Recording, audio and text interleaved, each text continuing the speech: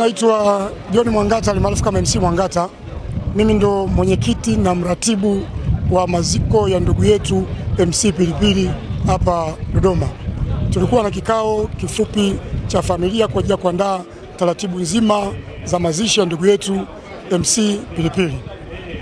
Tumekaa kama familia na kamati ya Dodoma na Dar es Salaam, tumekubaliana kwamba ndugu yetu MC Pilipili atazikwa tarehe 20 mwezi wa 11 mwaka 2025 siku ya Alhamisi katika makaburi ya Ipagala Kilimo Kwanza.